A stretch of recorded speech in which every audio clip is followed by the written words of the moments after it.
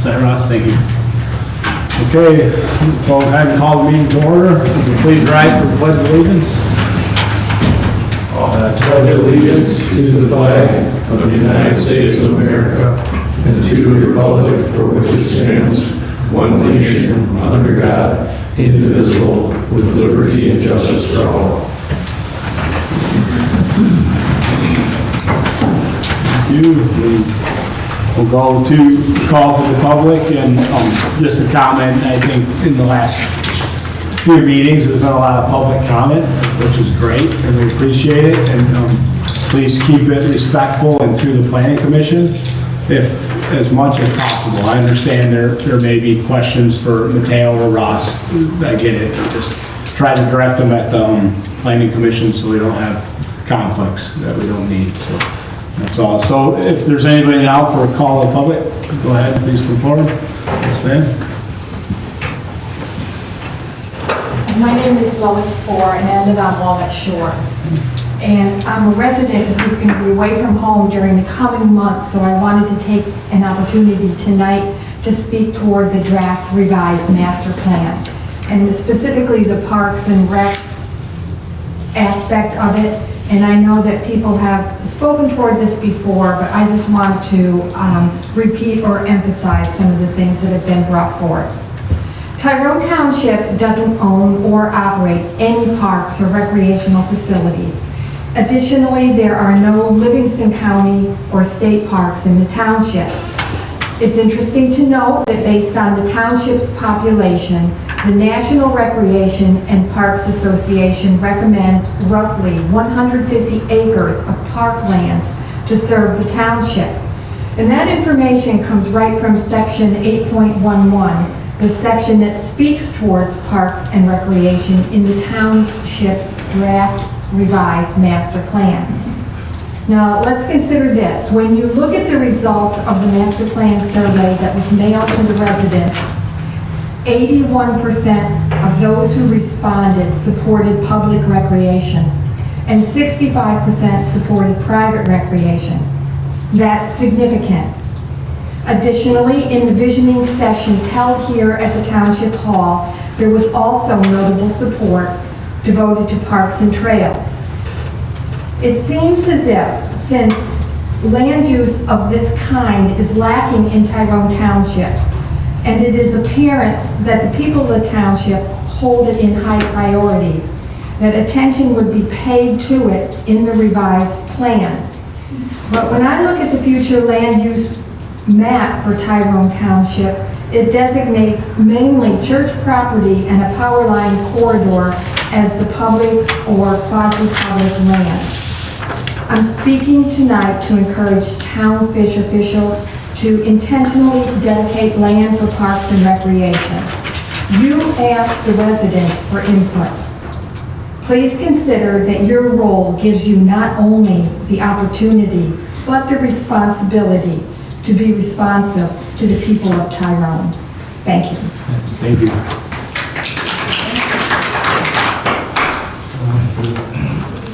Anyone else? No? Go ahead, Jen. I don't see any. Okay. Jeanette, Tyrone Township, and I represent the group Tyrone Township Watch. The first thing I want to talk about is Rich and communication.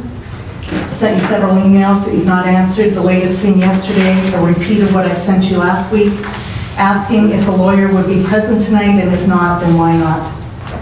Have you been told to not communicate with him? No, I haven't. Okay, so then I have to bring up the fiasco with the whole solar overlay map and not knowing which one it is. At the last meeting, I asked you, Rich, which map is it? You said you didn't have it. I asked Ross. He said, go to the last meeting minutes or agenda. I did. I looked at it. I said, I don't think that's what you guys talked about. I emailed Ross, copied you. He sent me the wrong map. You were copied on it, and you never said anything about it. Rich, may I speak? Yeah, go ahead, Ron. So you requested the latest available map, which was provided to you. The one that was That was the decided. latest available map that was available. There was nothing else that was done at that time. We now have a more recent version. We have not had even a public hearing on this issue. Well, I'm very well aware of So that. there could not be a final map. Okay, so reclaim some time there, please. What I asked for was what was decided on, which is what I asked you for at the map that night as well. So when I said this is, I don't even know, it's like talking in circles around here because I talked to the supervisor also. He knew that it was the wrong map. All anybody had to say was what you just It said. was the latest available map, which That's is what what you- you're what I requesting, and that's have- what was provided. What I asked for was what were the decisions that you made? So, for a month, the residents of Tyrone Township thought that the latest decision was that option 2. But you're telling me that you made a decision at that last meeting that said that it was whittled down to these areas, and that's what I was looking for to tell people. So we went a month without knowing. You had every opportunity, because I asked in that map, in that email, that's what I asked. So, anyway, the communication, and my point is, Rich, that I don't know why, but I'll ask you a simple question, like, why was the meeting canceled? I won't get a response. So, I find that very interesting.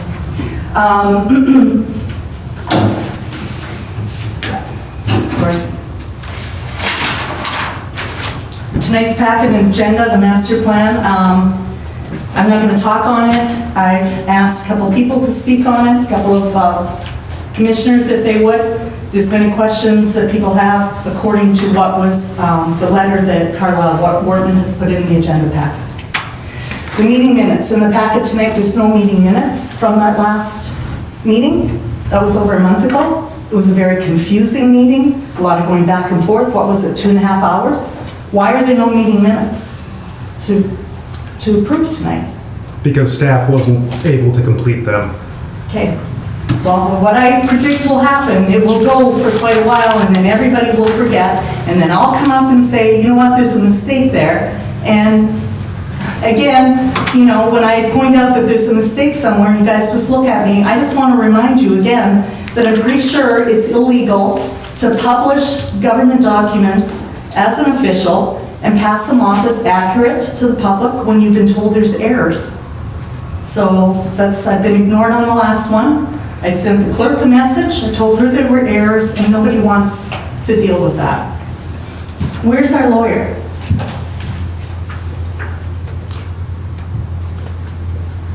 Go ahead, Russ. We're not quite far along in the draft to be able to provide them with something to review. Otherwise, it would be a waste of township resources to have them here. And I disagree. And I've talked to townships that have had the same firm, and they said that this lawyer will come in from the beginning and answer your questions. So the fact that we don't have a lawyer here, and that last meeting was 2.5 hours of going back and forth, getting opinions.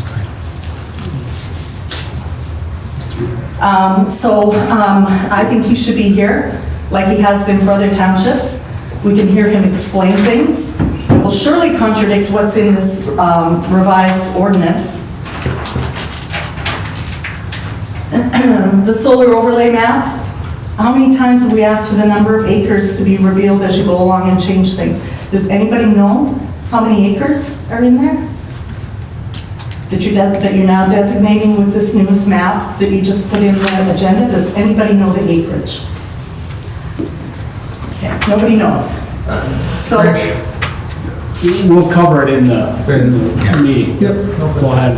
okay, so then why not just say how many acres now so I don't have to go through what I found? Is it Can you hard to finish answer? the public comment, please? Okay, so I did a little research because I saw again the information's not being shared. And so I looked at the Center Road area, there's nearly 85 acres there. And then I looked at the bigger parcel up north, and there's like probably close to 100, but I didn't get a chance to tally them all up. But what I want to know is who's telling you that we have to have that many acres for Tyrone Township? How do you know how many acres we have to have? What are you basing it on?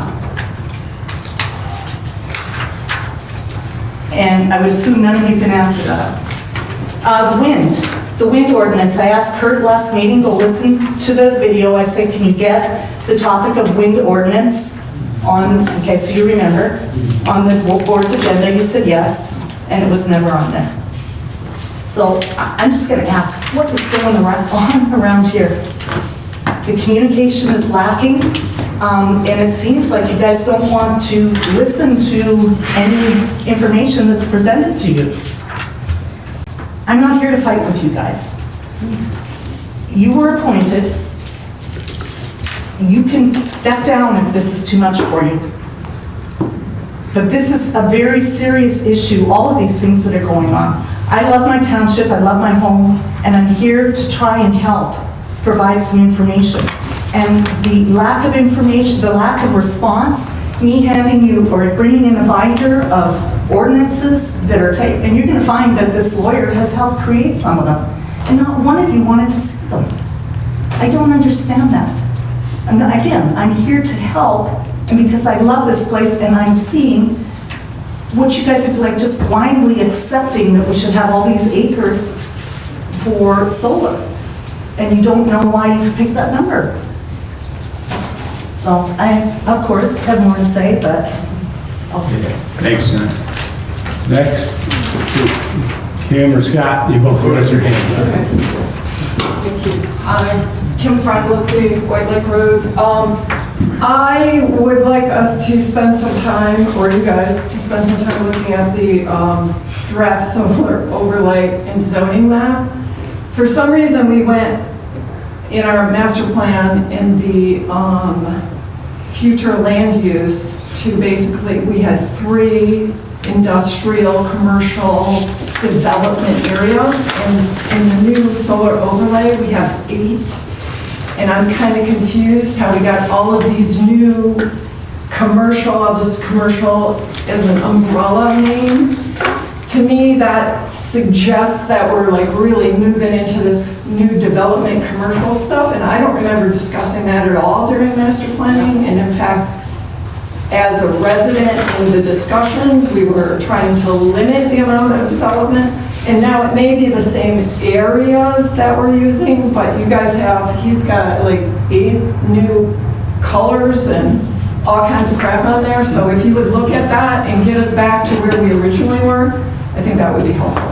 That's all I'm saying. Originally in the old future land use, because that had a lot more. That had a lot. No, the one when we, We can, you know what I'm saying? Zoning map is totally, We'll review it. that's a completely different thing. Hold on, yeah, we'll review it. Yeah, but there's like way too many. The future land use has been whittled down. On his, right, which From we the like. current version. But his solar overlay has 8 Yeah. different. That's only commercial based on the current zoning map. That is the existing. That's the zoning map.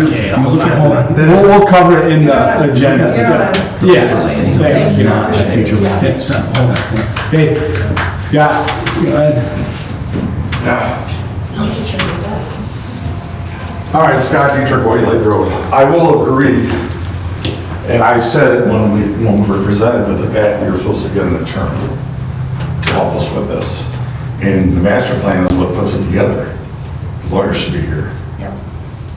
And I've even said that front. He can answer your questions. I want an independent voice that's out of politics, somebody that can actually answer that. He's supposed to be an expert, and I didn't bring this up. And I said, we need this, but not for the board to approve it. We want people to understand from we need him here. We're putting it together here. And I agree with Jeanette on that. Okay, could you pull the map up so everybody can see the map that's where we're at now? Just so, because she brought it up, what the new map shows for the solar project. And we need everybody to understand, this isn't final. This isn't final, and that's, a lot of people might think that's the final notes. This is just preliminary. It's not gonna be final until it gets approved, and it goes in front of the public hearing, then it goes to the board. So this is just preliminary. So just don't take it as it's written in stone right now. So you guys didn't say that, so just make sure everybody knows that this is just preliminary. And I know Mike at the board meeting was talking about a lawyer in Fenton, and he was questioning why they didn't want to get involved with our township because of conflict of interest. And I know why there's a conflict of interest, because there's a parcel just north of White Lake Road that's large enough to handle a solar farm. And that's that property for sale down there. And I'm sure Fenton would fight like hell because it's right in their backyard. So, but it's not on the map, and a lot of people said, hey, if we're forced to do it, I mean, if I'm forced to do it, and we gotta do it, we gotta give up an area, we gotta put something on the map, that should be included. And I'd like it closer to the expressway than into our community. You know, if we get down that way, we have to, if we're forced. And, you know, closer to expressway would be better than in the middle of our township. But we'll see what that road ends up with. But I know a lot of people said if we were forced that's a piece of property that probably should be included. And it's probably, there's nothing down there. So, but other than that, like I said, just cool temperatures. We don't, everybody's getting on everybody's butt. It's just like the asphalt plant, and we got to work together through all these things. And telling people to resign, I don't want it to resign. I mean, we're working together as a community, and let's try to get through this. Thanks, Scott. Any other public comment? Oh, by the way, I want to thank her for her presentation in the parks. That's well said. Okay. That was a very good presentation, and it should have been addressed to the board. Because we should be on it. That's one thing we should really be on, because people did ask. Thanks, Scott. Any other public comment? Okay. There's no minutes for approval. We'll go into the old business, which is master plan, and Dale, you sent a little bit of a synopsis here. And basically, right now, we're in the holding period for much awareness, where other townships and governmental bodies have a period to provide comment or input to us. And to this point, we haven't received any from neighboring communities, as far as email, comment, or phone calls that I'm aware of. Dale, I don't know, go ahead if you have any other points. I think it's self-explanatory, the letter. Yeah, I mean, just the statutory review period will end. I think Ross was saying that the 28th was the date given, just because that was a date in which the township was open, and it's past the 63 days, so you're fine there. Then after that, the planning commission needs to hold a public hearing. And really at that point, then you can take any other further reviews, comments, either public, neighboring communities, whatever entity may have provided some feedback on the drafts that we distributed, and decide if further revisions are needed. If they are, we take that step. If they're not, then the planning commission after the public hearing would take a vote to recommend the approval of it to the board of trustees. In between, also send to county planning. The way that we work that out is we wanted to have it dialed in as much as possible, then send it to county planning for review, receive that, have that in front of you guys before you make the final recommendation. See if there's anything that they catch. So it's really just taking a look at your calendars as we come to the year end for looking at 2024, when planning commission meetings are, when board of trustee meetings are, and kind of how you want to go about with the public hearing and go about with the board of trustees. And yeah, just kind of keeping Ross and I in the loop on that so that proper notice and things of that is required, so.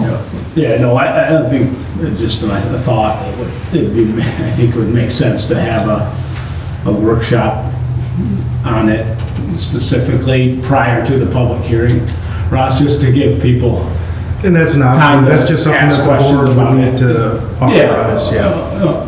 100%, yeah, just my thoughts on it. I don't know how you guys feel, but it might be.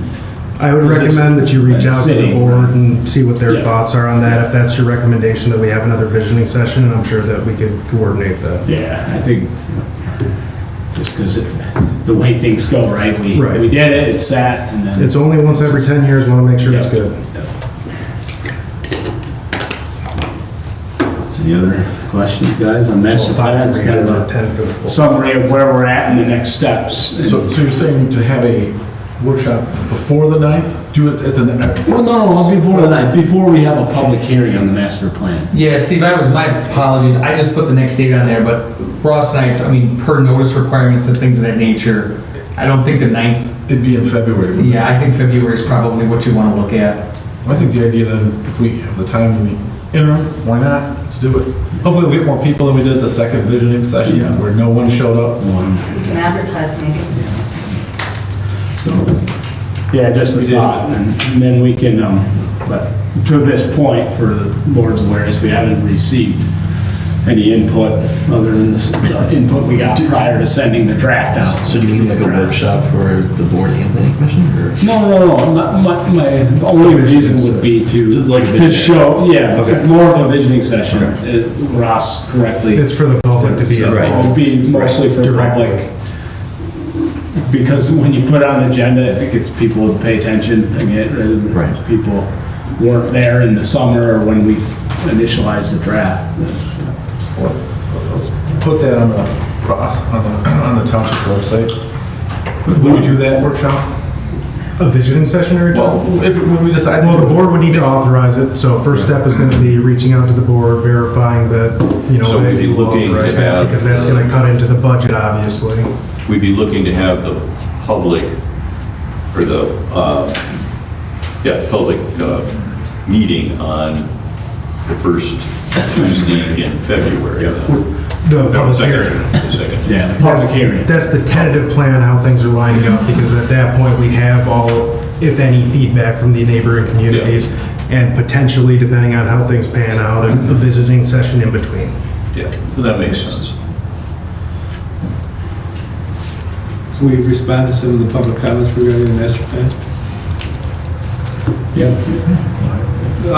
Lois, that your comment about the need for parks and recreation, under the goals and objectives in 10.7, objective 2, did you read that, where it says that objective 2, to ensure adequate appropriate recreational opportunities for township residents, identify specific park and recreation needs in cooperation with Livingston County, explore development of a parks and recreation plan, investigate development of river access sites, research grant opportunities for parks and recreation, work with Livingston County and ITC for development of trails, require new residential developments to provide recreational area, open space, or parks for residents, and require new residential developments to provide trails and sidewalks. So that's all things that are in that master plan draft that is out there, so. Thanks, John. Anything else? Oh yeah, as far as the comment from Kim about the zone, Cover it in the next agenda. Oh, right, I guess that that makes sense, that was Yeah, we're on it. yeah. solar. Anything else, Mateo, from us, the master plan? Not on master plan, no.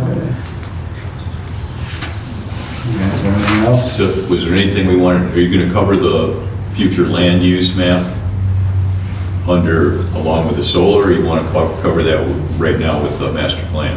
No, that's in reference to the solar. Okay. Yeah, that's what I was a little confused. While we're on this topic, would you like me to express to the board or the planning commission? I mean, if you're all on the same page about the visioning session? I like that. I mean, that all goes along with the original scope and services. And the We're going general- a little bit beyond that, so that's, So the general purpose would be to just touch base, allow some residents a I'm all little bit for more. it. Okay. Everyone else, I mean, pretty much on that same page? Yeah, it makes it easier to answer All right, multiple I'll different send out a specific request. questions than in a meeting. Are you gonna post the draft as we have it then? The draft has been continuously posted. Right, so, yeah, so, okay, It's always available. okay. it's on there. I'm on it right now. It'd be nice if there was a link on the front page, because there's no search bar you can't find unless you know where you're going. It's right on the homepage under Planning Commission. Yeah, you On the go. homepage? I mean, Planning on the Commission Planning Commission homepage. On the page. plan, yeah, I'm just saying that people that don't know where to go look for it, there's other things on the front page. I'm just saying it would be a nice expression of trying to guide people to where it is. If you go to Google and you type in Tyrone Township Master Plan, it's I know literally that. the first link. I know that, but a lot of people Literally. don't know that, Kevin. We have a But blank now they do. webpage. Let's put it on. Okay, thanks, Ross. Yeah, the other thing too, and I think for for when this goes up to the board for the future land use map, I think you probably want to include the current land use map, the way it's set up, so people can see what changes are made. You're referring to the current future land use map? Yeah, the current future land use map.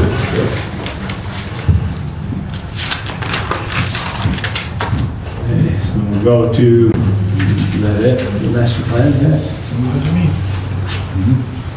Okay, we'll go to utility scale solar facilities, and Dale, you provided some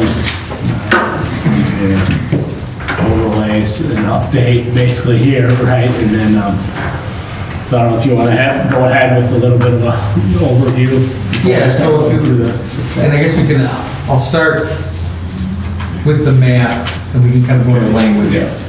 So the future land use, the only role that it really played in the solar overlay conversation was that the planned industrial sites in the future land use had kind of been determined by the board to be kind of another justification for the geography within the community for where these renewable energy fields might go.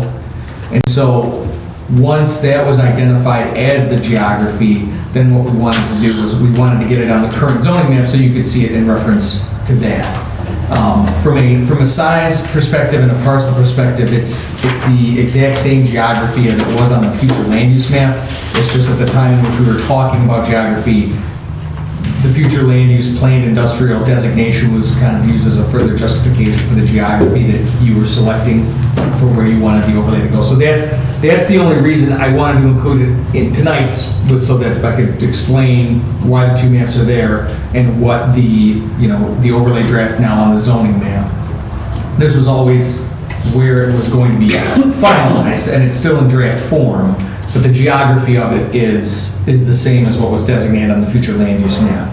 And the gross acreage on the map is 165 acres. Correct, and it's about, the southern lot is, I can see it, and then they've also, 84. within that though, you've got the ZF plan, so you can subtract that off the 165. You have Fenton Concrete, so you can also subtract that off the 165. But it's still designated. from, Yeah, it's still designated, so. yeah. Right, but Is it they're not not gonna gonna, yeah, happen? ZF's not gonna, Probably not. No, and I highly doubt that. Mateo, the only thing that, I think we had this in, I want to say it was in September, in one of the drafts, you had a table of usage by acreage in the different designations. In one of our workshops, we had it on this topic to show the difference between the, like, agricultural and different zoning class, but you had it as part of the packet. It was in a memo to Yeah. show the percentage of Yeah. land use dedicated to each.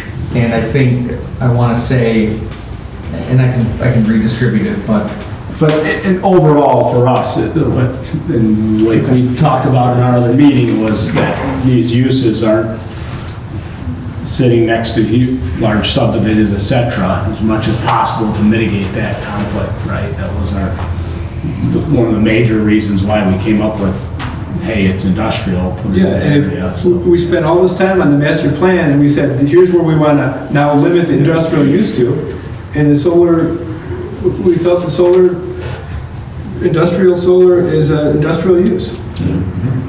so that's kind of, that's why I provided both. Three meetings ago. I know, and now we got the map, and that's good, it looks good.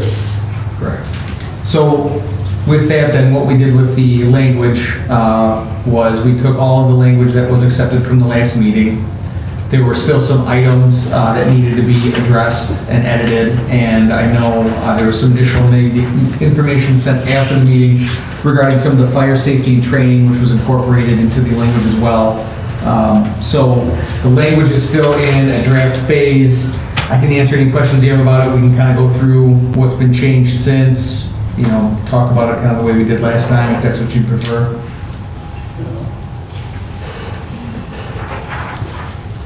This table, could you, trying to make sense of this, where the 50-foot compares. Can I ask you? Go ahead. Sorry I wasn't at that last meeting. No. But I did watch the video. And so how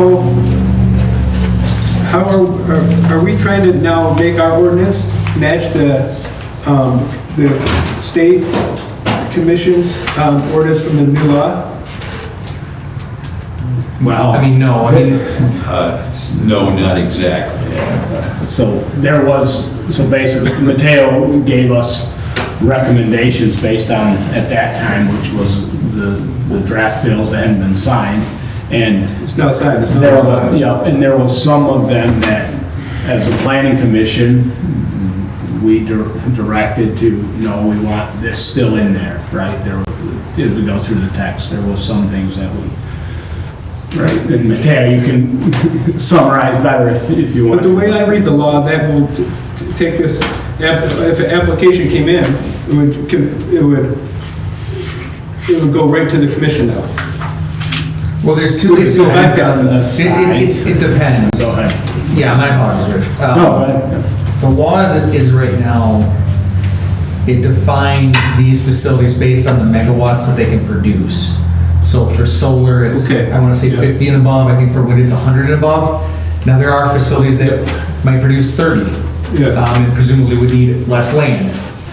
Where those facilities fall, they aren't defined in the law. So I mean, and I would definitely say the assumption is that they fall under whatever the local ordinance states. So this could be applicable to smaller sites. For the larger sites, based on the law language, yes, you would be considered non-compatible, and that would go to the Michigan Planning. Public Service. Public Service, thank you, Public Service Commission. What do you think about having two ordinances, one for 50 megawatts and above, and one for less than 50 megawatts? And we can have our less than 50 megawatts entire ordinance, you know, and They then, can, but John, they can, two sites that aren't connected Yeah. on the same grid can be combined for the site size. So Yeah. that's, to me, is a way that they could sort of get around that. And like Mateo said, you could have two smaller sites, but if they combine them, but sounds if like they have, pretty loose. so if they have one here and then one in the UP, and it all goes in the same grid, then it's the same, No, so they have to be connected, so they have to be interconnected. but it doesn't have to be contiguous. They do not have to be contiguous. But they have to be connected through what? I mean, eventually it's all connected, right? Right. Well, but I mean through basically transmission lines with the intent of connecting the sites to then connect to the grid. So it's unlikely that the sites would be a great distance from each other because they're gonna have to connect, or at least that's the way we're interpreting the law to mean as far as. So if we're assuming that they're all gonna be connected, or all gonna be 50 megawatts and above, because they could be connected maybe to a different township, then this ordinance that we're putting out is just garbage, because it's gonna be bypassed, go straight to the Public Service Commission. it seems that way. I actually did go up to Lennon to take a look, and I was noticing that they've got the power lines up there that kind of run from one of these big fields of the solar panels to another, and then on the south end, or I don't know if there's multiple of these really large sort of transmission places. where it all But I comes just, in. when we put all this work into this one, why not have an ordinance for utility scale solar, 50 megawatts and above, and utility scale solar for less than 50 megawatts? The law doesn't come into effect for a year. Yeah, so The law is in effect, the law is not enacted, but it's a law, it's still a law. No, it's not, it's It's a not law. in effect. It's signed into law. written, it's not in effect. Stop, hold on, For a year. yeah. If So that's important, Rich. Hold on, stop. What we need to do, right, is as a planning commission, make our ordinance the best that we can, right, from our township perspective, and then we're obtaining legal help, and they will review the ordinance that we draft. And from now until when, if you read the laws, when the law would take effect. I take effect, but it's signed into law now. It's signed for sure, John, but It's not from in that, in that time period, things can change. So Yes. the one thing we can control is the ordinance we're drafting. That's what we need to do. And the way that I see this would absolutely apply to any development under the 50 megawatts. And that's why I think we should have it Control separate. that, and And I think we should be prepared for when this does take an effect, because that's what I think. Probably gonna take effect. Oh, yeah. So Yeah, right now with our 15-foot maximum height, it's gonna be their excuse to say you have no local control, you are not compatible, it'll go right to the Public Service Commission. So and that's another thing we have to consider, John, is that whatever ordinance, it should apply to one over 50 megawatts or under. We should have It should two be the ordinances. same. But what would two ordinances give you? Well, because this law only applies to utility scale solar for 50 megawatts and above, correct? Yes. So if we want to have stricter requirements, which our current draft ordinance does, we can only apply that to less than 50 megawatts. Yeah, based on that, yeah. Yeah, less than 50. So Right now, I see what you're saying. right now, this ordinance is just going to be torn up if it's over 50 megawatts. Or if they- I don't know why you would spend the time on an ordinance for over 50, because the state's gonna take it out of our control. No, but my thought is, if we still can have a compatible ordinance, from meeting the requirements of section 228A8, then we can still have our solar overlay district, right? But as soon as we don't have a compatible ordinance, then they're gonna tear it up and they're gonna say we can put it anywhere we want. So I think, Is that correct? I mean, I think you bring up a fair point from the perspective of, yes, the law has left us all in this wonderful gray area for, well, what if you're less than the 50 megawatts? And the interpretation is now is what you got in the books is what you got in the books. But even though, Right, no, right, so if and I get what you're saying, if someone comes in and wants to tie these two into a site that is going to generate more than 50, you just lost all of your local regulations and ordinances that you put in place. or if someone, it's not just these two sites, what if they got some big parcels No, but that's what I'm in saying. Deerfield? Well, they would have to tie these sites into that because, again, Yes. the estimation is that to generate around 75 megawatts, you need about 650 acres. Okay, so we're talking maybe 400 could do it here for 50 megawatts, who knows? Right, so, But, so I think, so what we're trying to do, because what our recommendation is that we've got this language here, right, we've got a law, is that once we have this language where the planning commission is comfortable, is that we do agree that it should go to legal review, and it should go to legal review with and without the consideration of the law that's currently on the books.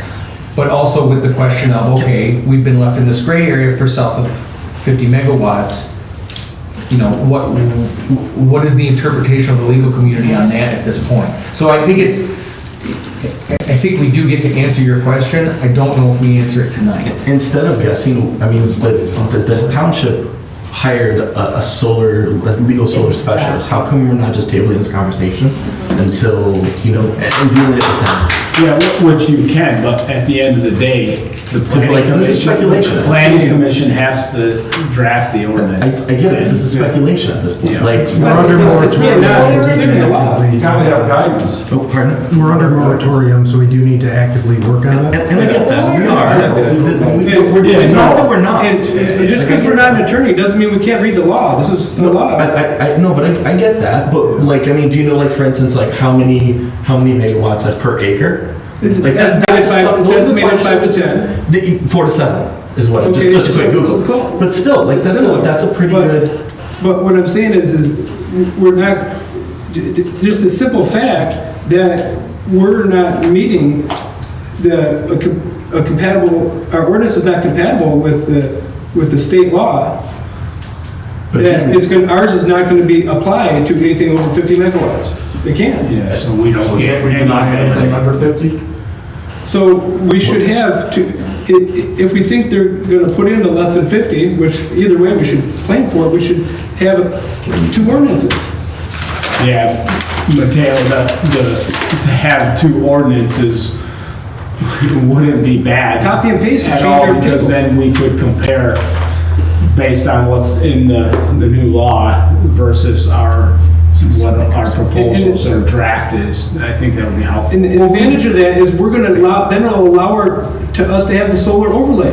Because as soon as our ordinance is not compatible, they're not gonna use our ordinance, which includes not using the solar. Oh, no, That's only if they're over the threshold. but if they're over 7 okay, acres. It's not outside of the realm of possibility that somebody comes in, With less. especially given the limited amount I know, of land that we but- have that could be eligible. Agreed. So that's why we have a separate ordinance for less than 50. And that over 50 is not out of the realm of possibility either, because the neighboring township has a lot of vacant land. We have ITC that goes right through there. And I don't know the connectivity and all that, probably have to do a little more research on that, but that's a possibility. There's a lot of large parcels there. I kind of agree. I think there's so many questions here that I would not feel comfortable moving forward. I think we should try to see if we can get those Swift, was it Swift Foster Collins or whoever? Yeah, whoever they land. Let's try to get them in next week, Wednesday, for the workshop. Because I mean, there's so many questions on this. Exactly. Addition to that. So I'm okay. I'm so fine. even if it's 7 an acre, I'm just gonna throw this out there, even if it's 7 an acre, or excuse me, 7 an acre, right? All they would need is 7 acres. The point I'm trying to make is if they get a large amount of area, they're not. Well, you're saying 7 megawatts per acre? Yes. Oh, I thought it was. No. I Is thought it it? was 7 acres. No, 7 acres per megawatt. Sorry, my bad. Okay, Yeah. So you're talking. you're right. I had that switched in my head. Say Okay. 165, even times your low Yeah. estimated before. Everything that you we're have talking here is- 300 plus. everything's still Very here. minimum would be 300 acres. But everything, you're correct, and everything here is Likely more than that, taking But into over account here, setbacks there's, and all and that. they use that non-contiguous and say, oh, well, we gotta connect through it to the ITC corridor. too. Right.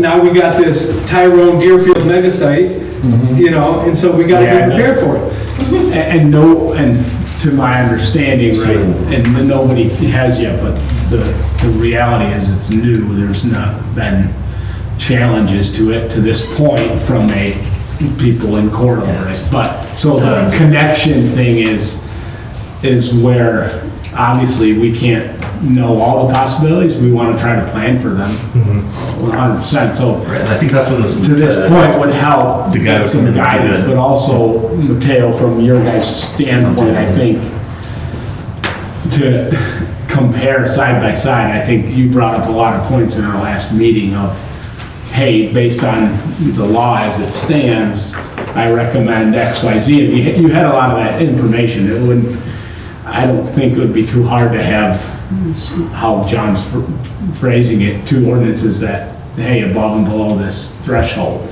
right in there. So I think, and is there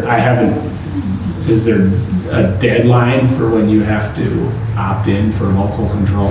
No, you don't have to. 15 under? What happens is. Well, our deadline is our moratorium. Well, if you have a moratorium, it automatically goes to the Public Service Commission. If the application comes in and they want to apply, it's 63 days in advance, they got to send a meeting to the local community. And then then they need to request a meeting to the local But chief elected official. prior to this, like for the recreational marijuana use, there was a deadline that townships had to send Opt in or opt notification to out. opt in. That's No, it's not. that's What something- I happens- just want to, I don't know, we got to make sure that we It's don't right in the just- law. That was for opting into, Yeah, like, understood. commercial, Yeah. that was a totally different. Yeah, it's not based on opt-in or out, it's, when the They law didn't takes give us that effect, option. you've got it or you don't. Okay. So if within 30 days following, so they put in an application, 60 days before, they need to hold a public meeting, and then 30 days following the meeting, the chief elected official in each affected local unit notifies the electrical provider or IPP planning that the affected local unit has a compatible renewable energy ordinance. So if they come in and apply, then the township supervisor needs to say, we have a compatible ordinance. Well, we don't right now, so it's automatically going to the state. You're only talking about weeks before that workshop, you're the lawyer. And it does have to, we have to have the ordinance in place before they set the application. To Ross's point, it's the moratorium, and then we got. If you have a moratorium, it already kicks it out. Where are we on the moratorium timeline? April. April? Okay, so we got some time. So we're still under the time before this takes effect. But I wouldn't recommend extending it again. No. Because then if they set an application, we have a moratorium, then it goes to the state. Not for a year. But I said if we extended it again, well, if we extended it With more than a year. So, Mateo. Yeah, we could extend it like for 8 the- months or something. But we would still need to have one in place. Let's, Mateo, for the workshop, I don't know if, obviously Steve has mentioned to have legal help there, would it be possible to have this, like, hey, our height, as John mentioned, well, in this one, it's I mean, I think, side by side or no? I guess the only hesitation that I have from that timeline is, depending on this legal counsel and how much they may or may have not been following what we've been working on, might be a lot of information to throw at them with the expectation that they can answer questions. We are not in disagreement that legal should review all of this stuff. I think what we're trying to figure out is what is the stuff? What are they reviewing? I think at the last meeting, we made it pretty clear based on the law as it is now, is that what we're working on is not compatible. Because it's based off of the way that the state's defining non-compatible is pretty prescriptive. It's based on setbacks, it's based on height of things, so on and so forth. And we went through that, and we made the decision, and here we are. So for me, it's not so much that, I would not disagree at all that we get legal involved. I think what the plan, or at least what our course was for this evening, was to further address some more of the concerns that were brought up with the language that we got to last month, see if there isn't anything else, and then you have a draft map, you have a draft ordinance, and you can hand it over to a legal counsel that can sit there and say, it is legal, it's not legal, change this, change that. Sometimes, and I can't speak for the attorney that's being retained, or will be retained, or is retained, sometimes lawyers can draft law, sometimes they can tell you what you've got is legal or illegal. There's subject matter experts. So from that perspective, I think it's better if we go to them with something to review, to say, yes, no, yes, no. But that's our recommendation to you guys, is to get this where you want it, get this where you want it, and then get legal involved, so you're handing them kind of a baked cake. Yeah, understood. Yeah. And Mateo, I think, and Ross, I think what would be good is that in light of like this, okay, yeah, they review our ordinance, but considering, which we assume that they will consider, hey, greater than 50 or less than. Oh, absolutely. And, That's the whole I'm sure point. they would, and that would give us our feedback Yep. as far as moving forward to say, hey, well, Yeah, we'll it's treat it about, do you want to give them, differently. half put together ordinance, or do you want to give them something that you're fairly comfortable with, and then kind of get their feedback and tweak it from there? I think it'd be simple to update, because the compatible renewal, which are no more restrictive than provisions included in section 226A. It's not even a page. There's 2 tables. Just our over 50 megawatt ordinance should meet that. I could draft it. Well, you just copy and paste from the law, right? That's what I'm saying. It should be the same exact language. Well, there's been conversation about that too, because the law doesn't address, we have a lot of different types of studies and pre-requirements that the law does not address. So from that perspective, there's probably a lot of this language that could carry over into the 2 different designations. It's just the one differentiator needs to be what you had mentioned, the information in 226.8, which is, again, it's pretty prescriptive. It's 300 feet from this, it's 25 feet at tilt, those types of things. But then again, yes, I would also say that something for the legal review would be are we in a sound legal position to have the 2 different types of ordinances? How many townships have done that? Anybody know? Yeah, so in that, 0. to that point, Mateo, your specific questions from the language, you're saying we want to present them with something is, see the fire responses, what was added. Do you want me to just kind of walk through? Yeah, we can go through and then everybody can see it on the screen. So on 23-3, and up front, there are some formatting issues with this that will be dealt with on finalization of the language. So if something is B and it should be C, or if something's F and I will get that all taken care of. So for the overlay district, we put place of worship or public institutional land use, just to kind of beef up the definition of institutional, because it's not necessarily in the actual definition sections of the ordinance. So this was just a highlight that that's what we mean when we talk about institutional land uses. Now, so in this case, when we have 100 feet setback from residential land uses, that could be even a less restrictive value than the state law. Well, where the state law gets... From a dwelling. So, and this one, I think we should have 100 foot from front yard setback or 300 feet from a dwelling. But if I may, John, I think these types of questions are the ones that the legal are going to walk you through to say, well, no, because for your point, this type of stuff right here is, this could very well be your less than 50 megawatt language. Yeah, I could agree. But that's really what we get to at the point of handing this over and saying, compared to the law and then compared to the gray area. Yeah, but I mean, the way we currently have this drafted, you could have the solar facility within 100 feet of a dwelling.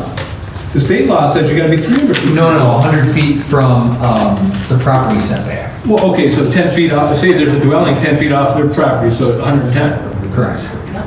Yeah, depends on the situation, you could be better or worse. Yeah, but the state law says it should be 300 feet from the nearest point on the outer wall of the dwelling.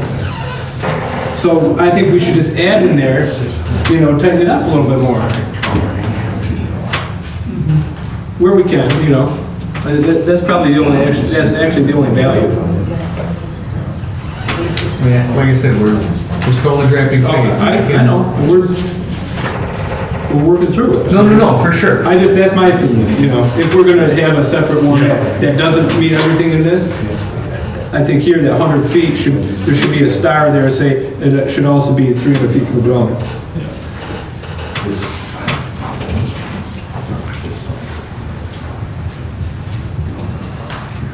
And I think that's a good one right there, Is that something we all agree we want to incorporate in the next draft? An asterisk with make sure that these are the minimums, but it must also be a minimum of 300 from a dwelling. And the asterisk, it says double check with the guy. Yeah, which is gonna... Yeah, to me, it's not gonna hurt us, it matches the language. Well, legal's going to review it. Right. 100%. In that one, but we still have 100 to residential where they got 50 feet, right? Yeah. Where they got, they could have it probably 10 feet from the dwelling. There's or 10 feet from the property line if there's no dwelling, right? Yeah. Because it's public road right away. Oh, shared property line, they got 50 feet. 50 feet from a shared property line. Nice. So ours is 100, so ours is greater. So ours would be, if that was over 50 megawatts, they'd be thrown out. All right, so for the setbacks for the residential land uses, it's the 100 feet or 300 feet from the dwelling Yeah. and/or. Well, not and/or, it should be whichever is greater. Whichever is greater. Okay. So then we go down to screening. We wanted to add some language that was clear about the entire facility needing to be screened. So the greenbelt screening is for the entire facility boundary perimeter. And then it refers back to the current landscape screening language that you have in the ordinance already.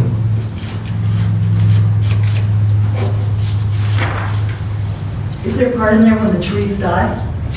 Yeah, they are required, the ordinance does require there to be maintenance, and agrees to submit an acceptable reasonable long-term landscape maintenance plan prior to final approval. Dead or diseased vegetation shall be removed and must be replanted at the next appropriate planting time.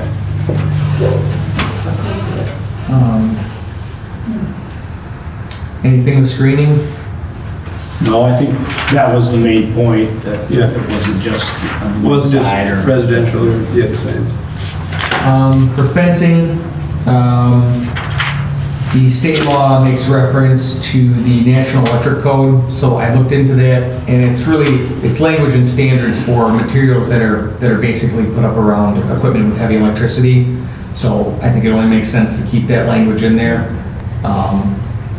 Just in that the fencing's probably metal and it'll be enclosing an energy facility. Any issues with fencing? Okay. Then we work our way over to decommissioning. There was concern about ensuring that the site would be restored to its original environmental state. So the language that we included there is the restoration will include returning all soil within the facility to its original environmental state, of which record must be taken prior to the commencement of construction. Let's have a above and below. Any concerns with that language? No, I think we added this, the above and below, and then, That's what I'm Who records it? what is this? It doesn't say that.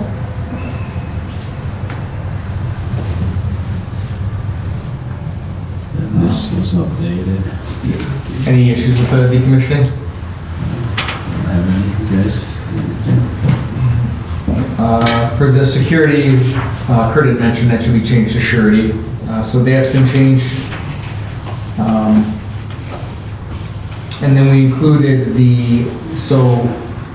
there's the language regarding the 150% of the total estimated decommissioning and/or reclamation costs. So we wanted to just make sure if they just, if they do one or the other, or it gets a little weighty, that both were included from the perspective of if it says, or you do this one, or if you're doing one but not the other, we just wanted to make sure that both were covered. Any issues with that? Okay. Then if we go down to, the fire response section, we changed the name of that because this language was kind of more geared towards the emergency response. We'll go through it paragraph by paragraph. The first portion of it reads, all electrical equipment associated with and necessary for the operations of the facility shall comply with all local and state codes. All design and installation work shall comply with all applicable provisions of the National Electrical Code. And again, that's really the handbook for the way in which things are going to be constructed and dealt with that deal with, high levels of electricity. The next section is the applicant shall provide training before, approximately halfway through, and after construction for all emergency service departments servicing the township, including all other requirements for permits. All 3 trainings must have been completed to receive final permits. Trainings upon completion and during the operation of the utility-scale solar energy facility will be conducted upon the request of all emergency service departments, but not exceed 4 trainings per any given 12-month period. Yeah, and only. Okay, no, you got in towards the bottom, just the equipment, the line about that they provide equipment. Yeah, it's in here. So the next section is the applicant shall provide a set of procedures and protocols for managing risk or fire and for responding in the event of an emergency at the facility. It will be the burden of the applicant to ensure said procedures and protocols provided to the various emergency service departments is the most up-to-date version. The next section is special equipment that may be required to ensure the safety of fire and rescue personnel when responding to an emergency at the facility shall be provided at no cost to the township prior to the commencement of construction of the facility. And the last portion of it is the applicant shall provide for and maintain reasonable means of access for emergency services. Lock boxes and keys shall be provided at locked entrances for emergency personnel access. If any adjoining properties are damaged as a result of ingress/egress to the facility, the applicant shall remedy all damages in full. Any concerns with or comments with that section? So I do. Sure. It talks about, special equipment may be required to ensure the safety of fire and rescue personnel when responding. Does that mean an expansion on the current fire service at that point? So if it's determined that there's a special type of equipment needed to respond to emergencies at the facilities, it is the burden of the applicant to provide that equipment to the departments who would service that site. Year after year. Yes, so if it changes or so on and so forth, it's up to them to make sure that they have that. Now, who determines that need? I would say Is that going to be the fire chief at that point, or? I would say so. Yeah.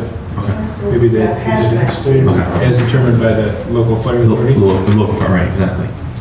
That language into that portion as determined by. Yeah, I think so. I mean, we don't want them to say, you're not gonna need any special equipment. Right. Okay. Was there any other comments for those sections or those portions of that section?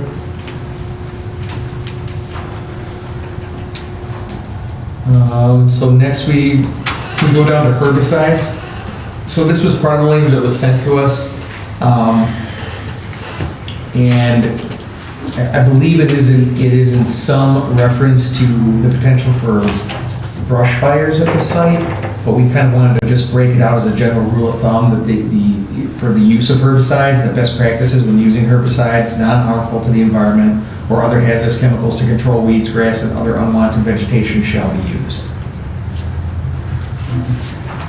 That was originally kind of tied in with the fire, but we felt it generated some confusion under that section. Any concerns, issues with that? So then battery, energy storage equipment, and accessory equipment, that is verbatim out of the new law. So I just wanted to define it as that so it was clear what we were discussing. What's that one? Battery, energy storage equipment, and accessory equipment. Yeah, so that one, that's allowed under the law, right? It's like there's solar, wind, and energy storage. Correct. Those are the three types that they define. Then you definitely need the fire Well, in here to look at this. I know I'm just kind of repeating it, but, if we were gonna go to over 50 and under 50, we would wanna take that out because that would put us right in the trash bin. In your over 50. Yeah, in over 50, yeah. But in there, somewhere it talks about the safety or, I don't know, something about if it's, that the responders could mitigate any hazards. So it seems like we would want to say, hey, ours can't, and have that in some kind of ordinance, and say, hey, ours can't handle it, Yeah, like we're doing for under 50. We're just saying you can't do it under 50. right. So it just says all batteries, energy storage equipment, and accessory equipment are prohibited due to the environmental hazard and emergency response concerns. I know that we discussed there being some description as to why they were being prohibited. The next section is the panel type. The photovoltaic panel shall not contain harmful chemicals such as cadmium or amorphous silicon. Prior to construction, the applicant shall provide written panel specifications to include composition, toxicology information, the physical and chemical properties of all panels used at the facility. Only biodegradable cleansers, and water shall be used to clean panels. Any concerns?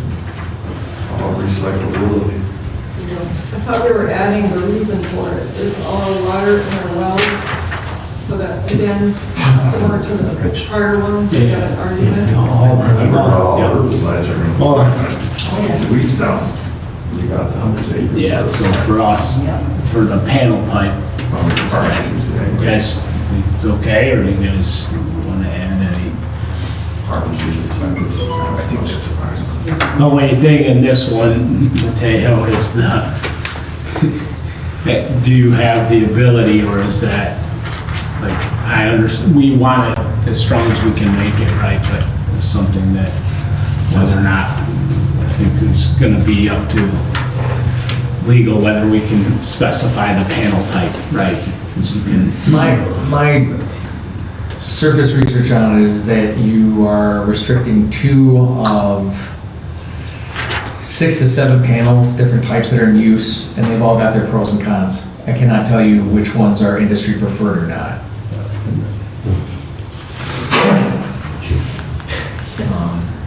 Any adjustments to that language?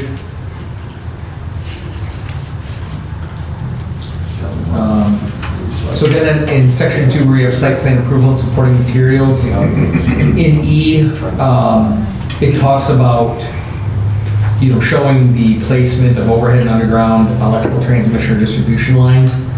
We just added some additional language there, kind of based on our last conversation, of the use of above-ground lines should be kept to a minimum. From there, we move all the way down to P. So just above P, you can see, I'm sorry. No, what I was saying was, one thing that that stuck out was on panel type. It said the photovoltaic panels shall not contain harmful chemicals. Right. So just to kind of for information, right? There's a difference between solar panels, which produce heat, right, and via radiation, versus photovoltaic. Oh, man, I cannot talk today. I'm just having a bad day. Sorry, guys.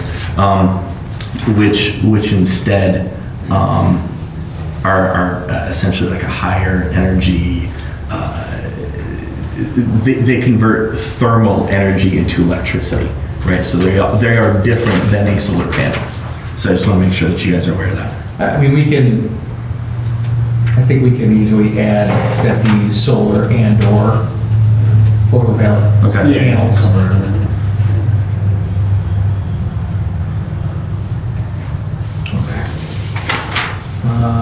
So then back to just above the, kind of the last part that we had was the security plan as part of the site plan review. But just above that, just for awareness, this is where the battery and accessory equipment was originally spelled out as being prohibited. We didn't think that made a lot of sense in site plan, it made more sense in regulation. So that's where that language got moved to. After that, it's the security plan, which we kind of talked about, a plan for how is the site going to be secured. So we stated a security plan should be submitted with the special land use application and site application for utility scale solar energy facility. The security plan shall show all points of secured access as well as the means for limiting access to authorized personnel only, along with other signage requirements in this ordinance. Install and maintain warning signage on all dangerous equipment and facility entrances. Provide a schedule outlining the implementation and maintenance of site security as well as routine inspections to ensure the site security infrastructure is intact and operating as intended. I don't know if there was more that you would want to add there. I mean, all I see are signs. I don't see like fencing. By any reason. Well, the site. Did I miss that? I think the requirements are, there's fencing somewhere else, right? Yeah, further up. It was what's, Right, it should be I, it is above, you're right. I missed that. Yep. In no instance shall by required be used. It can be. Where's the noise part? All right, let's get back to Are you it. going up to 11? Yeah, you want to you'll see how much noise there is. Yeah, so the,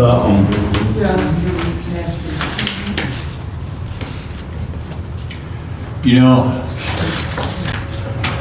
we're looking for restrictions and things that we can add in. I was just wondering, what about something that says that any batteries or solar cells must be manufactured within the United States? Okay. Do you ask,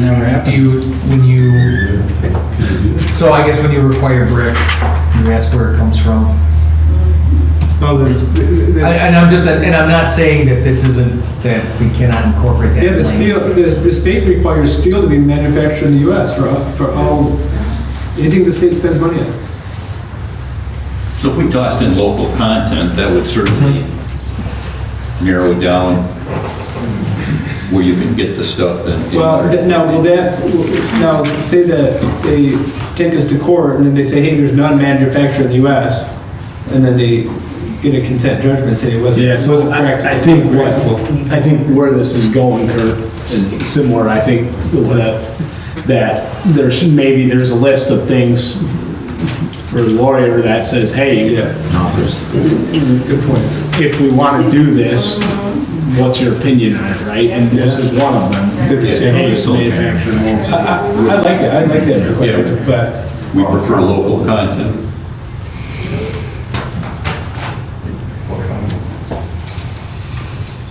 I mean, they tossed out the board down in Illinois that's putting in a battery plant that's owned by the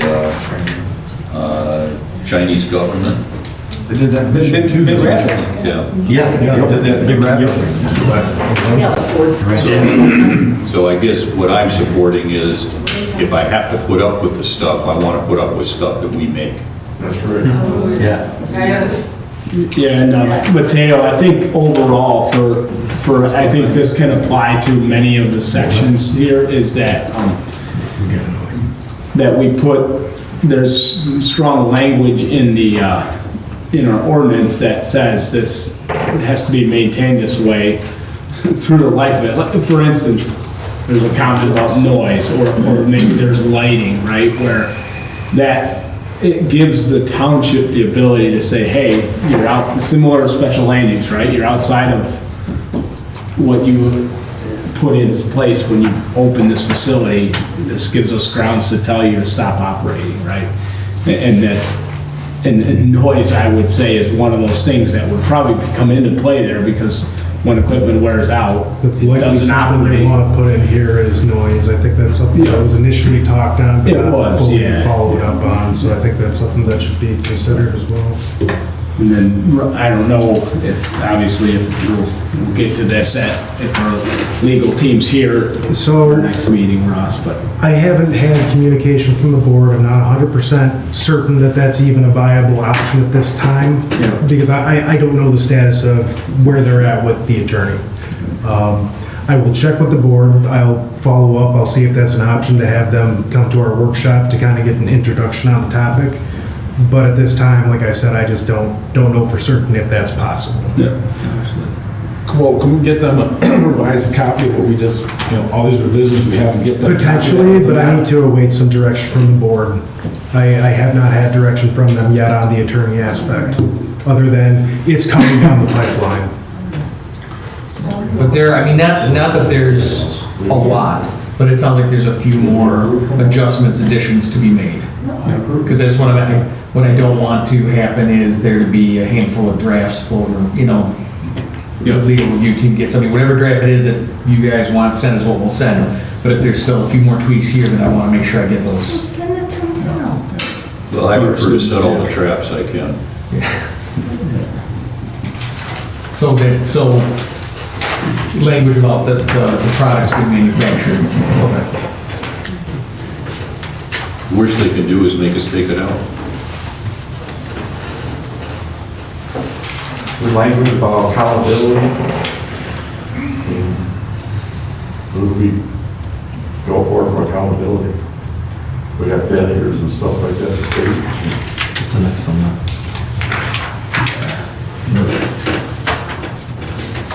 So,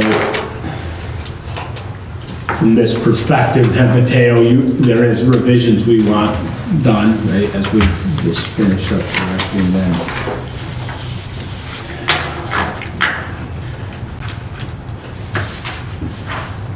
But overall, I think the main items that we want answers on are over and below 50, right? Those, and then how our ordinance, I think what we've asked for, they're not significant changes that, would put us outside. So obviously, Kurt's point there can be one simple question to the legal team.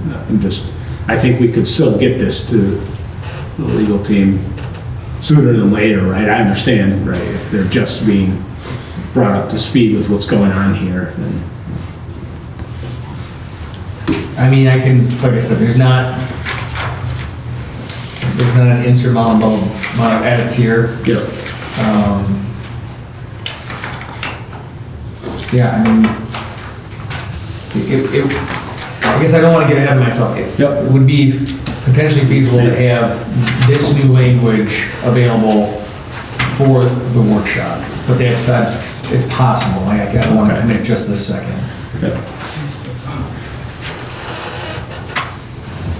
Yeah, no, I have a lot of questions for the legal help, not for here, so, thank you. Anything else for this, guys, for tonight? Okay, so there's no new business, so, we go to call to the public. This time, if there's public comment, please come up. Go ahead, Scott. All right, guys, here it is December, it's almost Christmas. And we have rules in our township, we said, you guys all come here and we have master plans. And I still haven't seen Peabody's up here. And ice is gonna start forming, they're gonna do their ice climbing. I was told they're gonna have to come back to the planning commission again. So, but they're not here yet. So they're gonna just be allowed to go on and go on and go on. This is what happened with Heavenly Scent Earth Farm. They just did it their way and just they screwed the township, fight us in court. And I brought up another couple things to you, is these darn storage bins, these container trucks. We're not supposed to have them here. From our last master plan, you're not allowed to have those storage units on your property. Those container trucks that are on, they take them off the wheels, am I correct? For residential storage units, yes, they are prohibited. Well, resident, I didn't think we could have a commercial. It's residential. Just residential only? And that's how it's phrased in the ordinance, yes. All right, there's two guys, got two of them sitting on his lot over there on Fenton Road that I told you about. Well, he's got the pond, he's got a camper there, he's full-time camping. I don't think he's been approved to have a camper on that property for 365 days a year. He's just living in his camper. Where's this at? You know that we need to have it. I know, I want to say, we got people here just doing things. I mean, we're trying to set all these rules up and regulations and master plans, but people aren't living by it. And, you know, I mean, it was a perfect example when Peabody came here, everybody was all hunky-dory and I was behind them.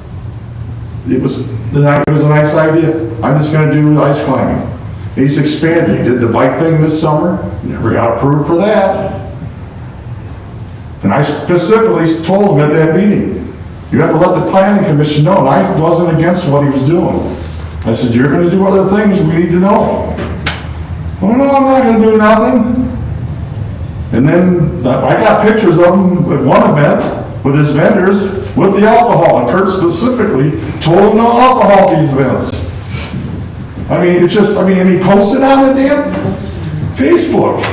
Like, oh, here, I'm breaking the rules, I'm gonna put it all over Facebook.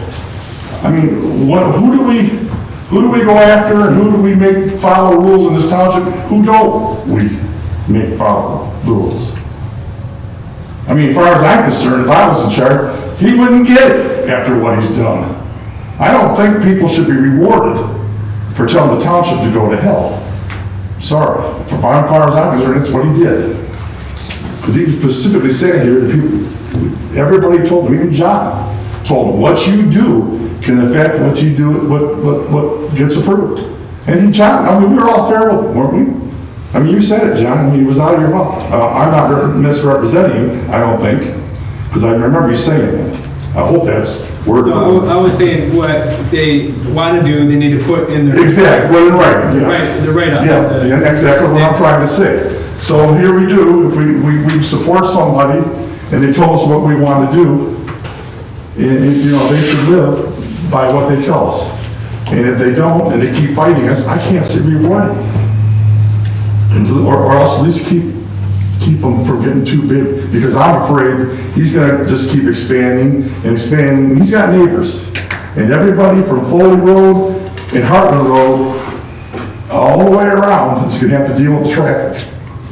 They might be hunky-dory about it now, but once it gets bigger and bigger and bigger, there will be people come in and complain. Because I lived with the herb farm. So, I mean, I'm just letting you know. But here it is December, we're in the middle of December already, and we haven't got nothing done with Mr. Peabody. So, I mean, I'm not trying to pick on him, I'm just saying. I've been watching, because they had to write down a road for me. So Scott, what, For an update, they've been working through the various county agencies. I believe the health Whatever. department was slowing it down, but they have been actively keeping us updated on their Well, like I progress. said, I haven't seen nothing yet. Right, because they don't have everything together. Like I say, we could be with weeks within the ice on the top, and they haven't been approved, I mean, so he's just gonna go ahead and go without approval. No. And you're like, oh yeah, he's already been doing that, okay. It's like you robbed the bank. It's gonna be 50 degrees this weekend, Scott. Any other, What? It's gonna be 50 degrees. Well, you understand what I'm going on. any other public comment? Go ahead. Ed? Hi, Ed Murray, I live on Germany Road. Does anybody happen to know what the regulations are for solar farm placement as far as streams, wetland, ponds? What are the rules or regs for that? Do you know? As far as our ordinance that we're working on? Yeah, what's going to happen with that as far as active streams, wetlands, all that? An Environmental analysis. Analysis by a qualified professional third party mutually agreed by both township and applicant shall be required to identify and assess any potential impacts on the natural environment, including but not limited to wetlands and other fragile ecosystems, historic and cultural sites, and antiquities. I'm with you there. The applicant shall take appropriate measures to minimize, eliminate, or mitigate adverse impacts identified in the analysis. And then the applicant shall comply with the applicable parts of the following: Michigan National Resources Environmental Protection Act, not limited, including but not limited to Part 31, Water Resources, Part 91, Soil Erosion Sedimentation Control. So,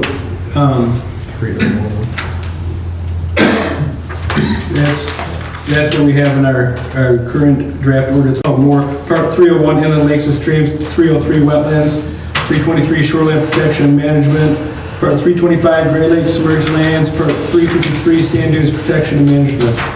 Okay, one interesting thing on your draft rules overlay zoning map on the corner of US 23 and White Lake Road. So you show that potential site, and there is a very active stream that goes through that area. Correct. And it surrounds another piece of Fenton history, which is the sunken garden. So I just want to make sure that you know about that. Yeah, so if they apply, say an applicant came there, wanted to apply there, they still have to meet the requirements of this ordinance, right? So it'd be a little tough for them to meet that, right? That area, It'd be tough for them to meet it, right? Yeah, so. Probably, I mean. Yeah, so it's just odd that you have that on this map, because it's a very active stream that goes through that area. Yeah. And it doesn't even show the stream on the map. The map's not showing streams. We have different maps for that. I know that, but it shows the streams and part of these lakes. It shows the active Well, water. the reason we I just show the want to make lakes, sure you know that, so you Yeah, we can can. consider that in the future, please. just because there's a wetland, for example, on a parcel, and that parcel has some available uses, doesn't mean it's just a slam dunk grant. They got to still apply, Sure. and they got to go through, meet this ordinance, which includes that impact study. Well, I just want to make sure that you know about that stream. It's not on there, so most people wouldn't even know about it. and I think there's still like a 300 feet, and I could be wrong on this. And most people here in the township don't even know about the sunken garden. Hardly anybody. I was just there last week. Yeah, who doesn't know Yeah. about that? A lot of people don't know about it. People don't. Finally saw it. Yeah. So, it's all kept secret. It's good kept secret. Yeah. All the stones in there, majority of them, Like I finished. So anyways, that's something I wanted to make sure that you knew about. I didn't want to have that get missed in any ways or means. And currently, are there any solar panels that are manufactured without cadmium and lead? Do you know of? Rich, you got a guy named Yeah, Rich. Mateo, you can go ahead if there's a short answer, but. Does it even exist? Panels Solar beyond, panel. panels beyond what we've listed here. Yeah. they're made without cadmium and lead. Yeah, I believe so. But again, I'm not, Like, you're not 100% sure. I'm not the expert on that. I know that there are 6 to 7 There aren't types. any that I know of, but I'm not the expert either, so I think that's something we should look into. So if there's a potential, let's say, a hailstorm, and we have something like that over there by the Sunny Yard area, and all that lead and cadmium is running down into that stream and being dispersed. Yeah, and to that point, Ed, but we are prohibiting it, those materials, so potentially that could make the whole ordinance, say, hey, it's not reasonable You can't do Yeah. restriction, right? But understand your point, understand your point. Yeah, as far as I know, I don't think there are any solar panels that are manufactured. They're just Photovoltaic, they're not. without cadmium and lead. And that's both very hard on the environment when you're trying to get rid of those products. When they run at the end of their useful life, now you have to get rid of that stuff. That's kind of being forgotten about in the long run. So, and more solar panels are made with that material down the road. Somebody's going to be paying the price trying to get rid of all that stuff. So, anyways, thank you very much. I appreciate it. Thank you. You have a public comment?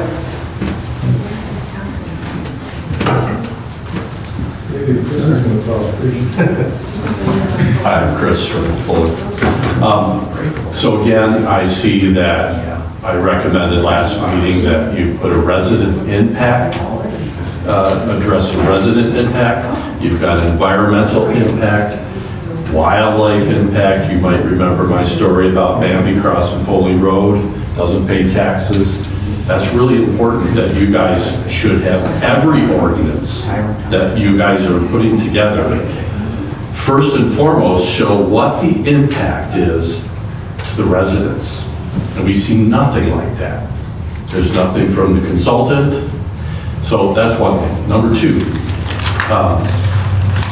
one thing that is very clear, and I'm not sure if you guys picked up on this, but, and again, nothing about the consultant, but he 4 times was giving legal interpretations of the Michigan law, and he has also verified many times that they have no legal counsel, and he's not a lawyer, and nothing against you, but talking about your firm. And I probably wouldn't want medical advice either from him, even if he's willing to give it. But I have a real problem with, and by the way, thank you for moving forward to start looking at, yes, and recognizing when we need a legal counsel here. The residents have been recommending that every meeting, get a lawyer here. The consultant doesn't want a lawyer here. He's already mentioned that in the meeting, your words.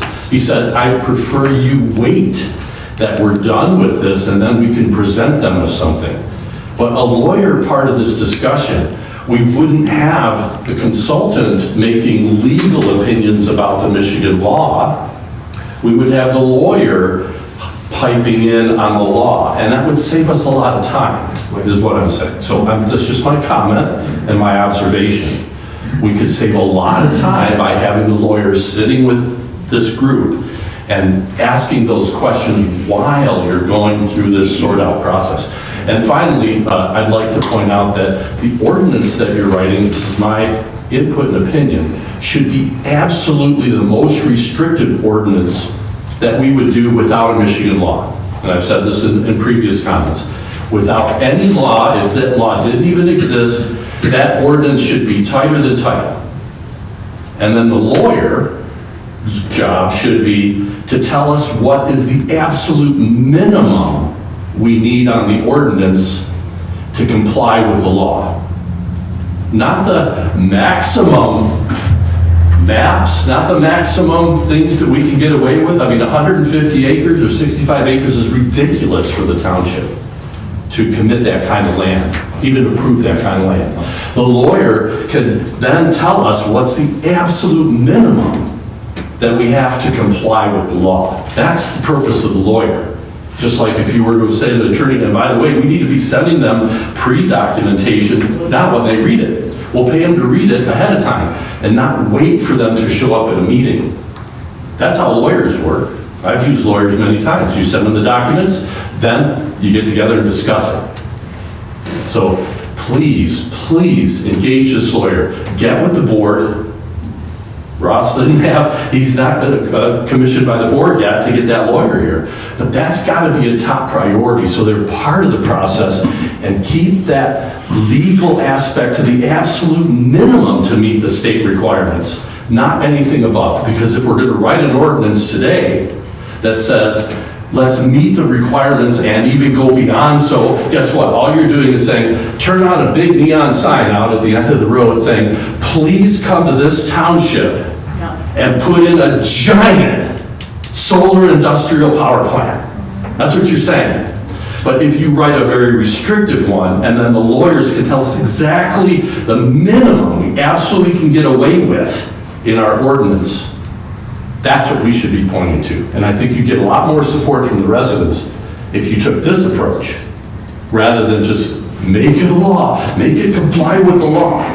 And no offense, but stop taking legal advice or asking for legal That's what they say with opinion. trailer parks, then you end up getting sued in circuit court. Not only do you get a trailer park, but you also have to pay them damages for the delay. So, but that's why you can go through this thing and, I understand. we need to follow the real world here. Rich, I think, I mean, seriously. Thanks, Chris. Thank you. Okay, more public comment? Yeah. Go ahead, Jack. Who brought that guy? And cut him off, really? Okay. We did a cut. No, he finished. We didn't. I would enforce the 3-minute rule. Go ahead. Yeah, let's go back. Go ahead, Jeanette. Go ahead. Okay, so, couple things, and I'm gonna be random here because I've got random notes, but hoping I'm boring you, Kevin. You're just texting with your friends? Nope. Okay. Just set a timer. Yeah. Oh, Go ahead, Jeanette. Go ahead. okay, noise. I'm gonna tell you, I was so shocked after telling you guys about the noise from the solar plants. Thank you, Steve, for driving up there and going to see them. I produced a videotape, I've sent you guys stuff. Nothing in there on noise? Nothing.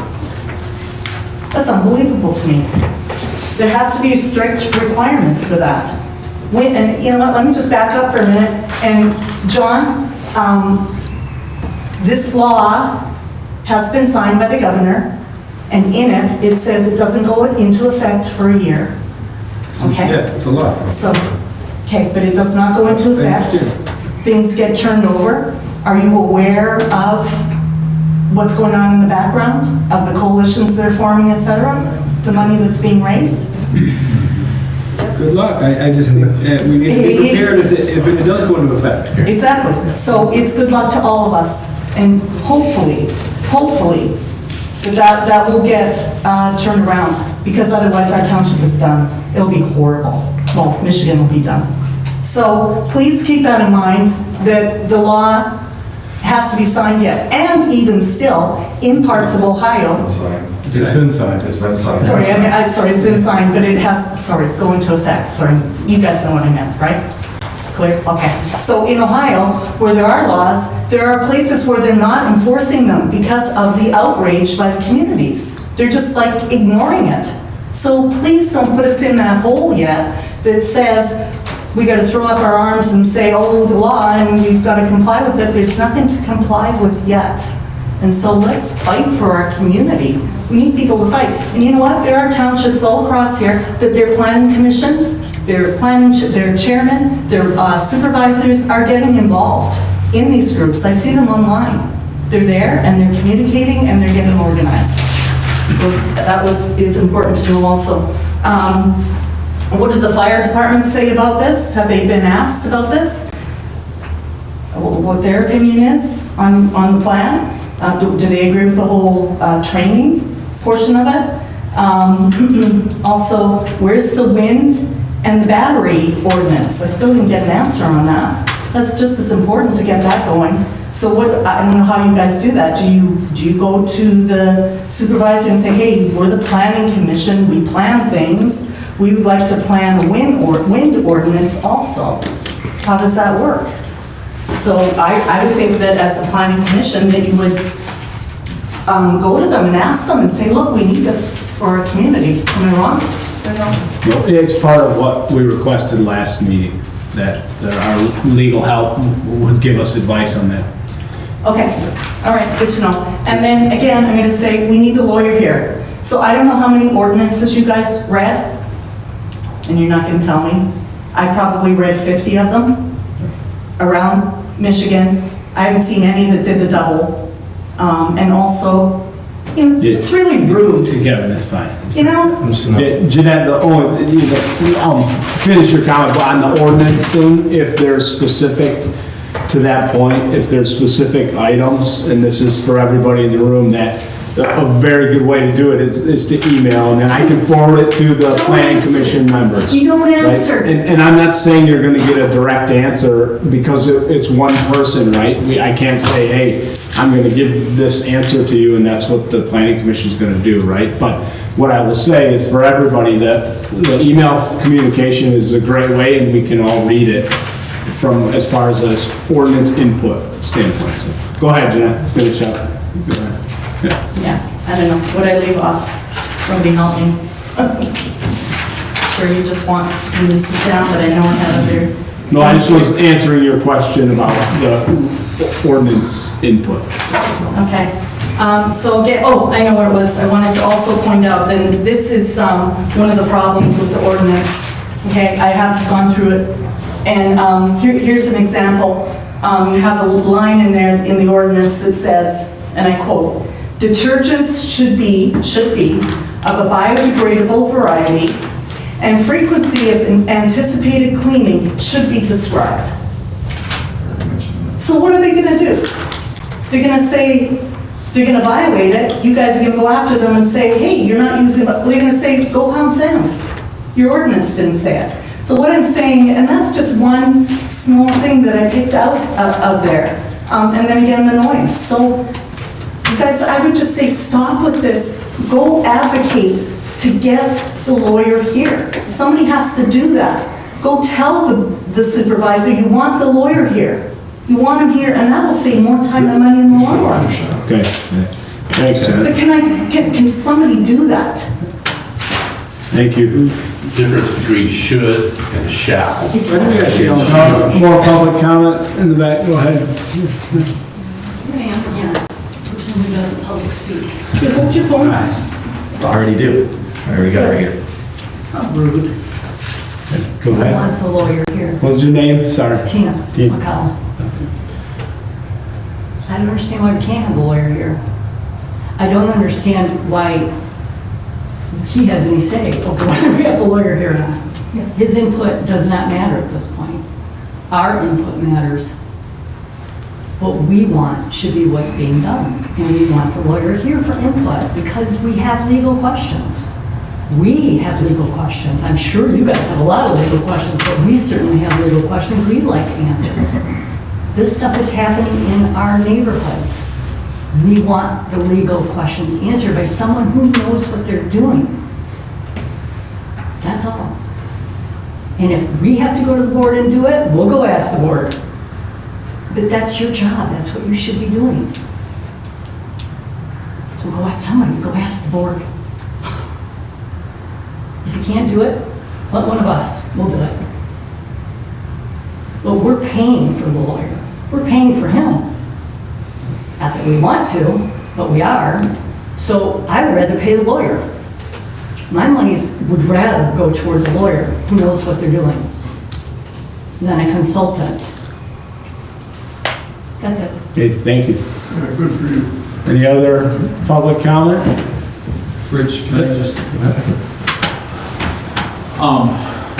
I'm going to use your chair. What's your name? Steve Bissell, and use your chair. I sent a note to Jeanette the other day because I happened across something on whatever, chasing websites on Google, and something came up relative to the University of Michigan and the whole solar question. And Speak up a little. the different types, sure. The solar question, and good, bad, whatever, across the state. And one of the things that hit me is, again, it was just relative to the University of Michigan, but they were talking about 2 or 3, experts from the University of Michigan, and it could be, Michigan State, it could be Ferris, it could be wherever, but they were talking about, these folks were giving professional opinions, et cetera, about studies they've done, knowledge they have, et cetera, just the overall effect of the solar industry, on different states and what it could have and the effect it could have here. And it brought to my mind a couple of years ago when the whole medical marijuana thing was present here in the room, and the gentleman at the time who owned a piece of property that they were growing, and there was some conflict about that.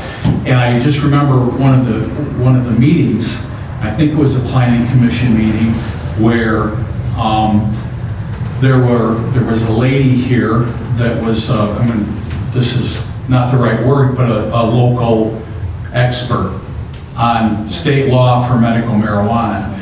My point is that I was really impressed just based on the knowledge she had. I don't know how she got here. I don't remember who brought her in, but I was impressed by the fact that she made the comment at the time. The whole topic of medical marijuana in this state was like completely random, and there were many, many different ways you could interpret the law, and you could almost have your own interpretation, and it would be very difficult to get in trouble.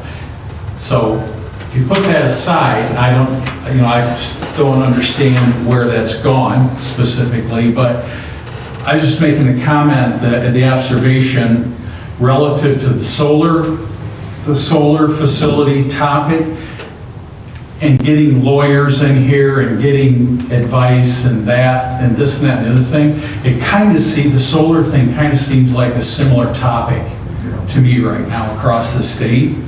And it seems like, as folks are saying, having legal advice or having some level of 1 or 2 experts come in and like educate Us, yeah. one evening, like educate folks, educate everybody, like what's really going on.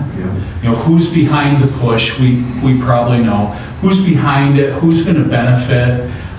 Are there specific companies? Is it ITC that's sponsoring? You know what I mean? So anyway, the whole medical marijuana thing kind of reminded me of, I thought that was so useful to have that person in. And I feel like the solar topic is a similar topic, and it would be great to have somebody here to educate, the group on like what's really going on. Thanks, Steve. Thank you. Any other public comment? Okay, not seeing any. I just got one little addition to my thing earlier. There is a rock wall being used down there. You were joking, it would be about 50 degrees, and there was no mention of a rock wall being used when they came in there last time. It was just a nice wall. Thanks. So you made that comment as I was sitting down, but they have a rock wall down there now too. And I'd like to say one thing too, if you can time everybody, then time everybody, instead of having someone making faces at me the whole time I'm talking. I wasn't going to Thank you. Well, you just did again. Just now. Is there miscellaneous business? I will check to see, is there anyone that knows that they're not going to be available for next Wednesday? We need to determine whether or not it's possible for the attorney to be here. Like I said, I don't believe we're quite at that point. I have not met the attorney yet. I haven't been provided the direction. So to definitively schedule it for next Wednesday, I don't think is an option. The other potential item that we had for that meeting was an application for conversion from a special land use to a permitted principal use for the service station right there in the corner. Depending on how quickly we can get the review from Mateo, I don't believe that there's adequate time to turn that around, give you adequate time to review, and then also convert that to a regular meeting. So more likely than not, my thoughts are that would be appropriate. I don't know if everyone's gonna be in town or not.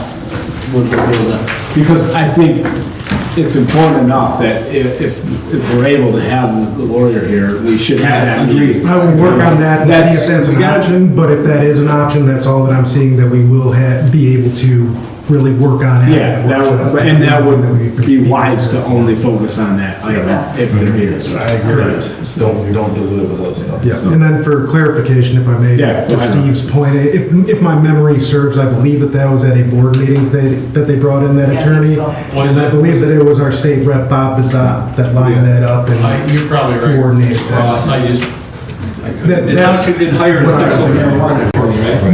No, that was somebody that Bob Bizat brought in. Yes. Because he knew we were- his name, you're right. Yeah. Thanks.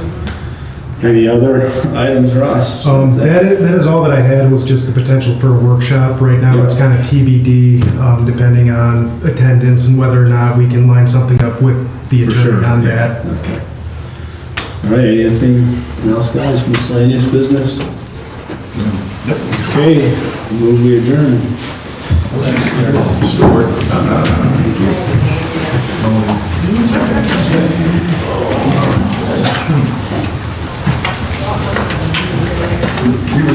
In the end, they were mentioning something about service station. Yeah, is there another station?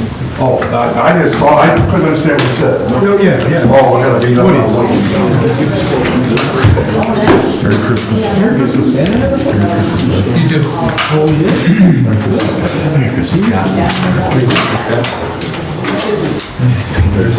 You must be seeing it out at the workshop. You see, what I should see is the workshop. It would be nice, it just makes a lot easier to have a lawyer. Everybody's got someone to talk to. They don't make that. See you guys later.